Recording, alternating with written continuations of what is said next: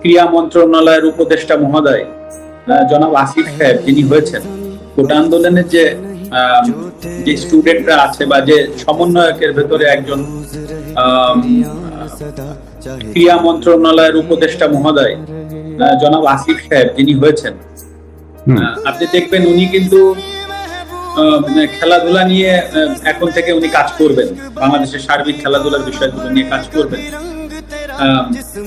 এখন যদি আল্লাহ না করুক কালকে একটা প্রবলেম হয়, আল্লাহ না করুক যদি কোনো একটা খেলাধুলায় কোনো জায়গায় প্রবলেম হয়, উনি কিন্তু প্রধান উপদেষ্টা মহোদয় ডক্টর ইউনূস স্যারের কাছে যাবেন বা সিনিয়র উপদেষ্টা মহোদয় যারা আছেন উনাদের সাথে আলোচনা করে এসেই কিন্তু উনাকে স্টেটমেন্ট দিতে হবে। ভেরি সিম্পল, কারণ উনি একটা দায়িত্বশীল জায়গায় আছেন। তো হুট করেই একটা সমস্যার সমাধান উনি একা কিন্তু এসে এই আপনাদের সামনে মানে প্রেসের সামনে হুট করে বলে ফেলতে পারবেন। তো দায়িত্বশীল জায়গাগুলো কিন্তু অনেক কিছু চিন্তা করে কথা বলতে হয়।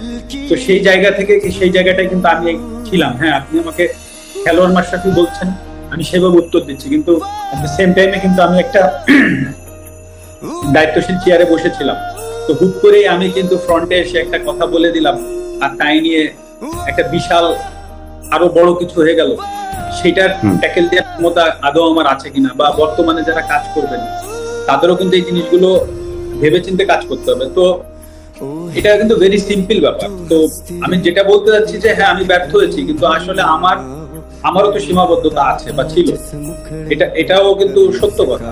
কিন্তু সেটাকে যে আমি এক্সকিউজ হিসেবে দাঁড় করাচ্ছি সেটা না, কারণ মানুষের দাবি ছিল প্রথমত আমি একজন খেলোয়াড়, তারপরে আমি সংসদ সদস্য। আমি খেলোয়াড় থেকে আমার পরিচয় মাশরাফি না হলে আমি অবশ্যই ওই সংসদ সদস্যে আমার যে ডাক নাম ছিল, আমার নড়াইলের মানুষ চিন্ত কৌশিক নামে, সেই নামে আমি নিশ্চয়ই সংসদ সদস্য হইতে পারতাম। তো খেলোয়াড় মাশরাফির জায়গায় যে আমি ব্যর্থ হয়েছি সেটা কিন্তু আমি একবারও বলছি না। বাট আপনি একটা সেম টাইমে ভাবেন যে আমি একটা সংসদ সদস্য ছিলাম একজন, সেই পজিশন থেকে হুট করে আমি একটা মন্তব্য করার থেকে বরঞ্চ আমি ওইখানে যে সমাধানের চেষ্টা করাটা আমার জন্য আরো ইজি হইতো, বা আমি সেটাই চেষ্টা করেছি, সেটা হয়তো আমি পারিনি। সেটাই আমার ব্যাপার।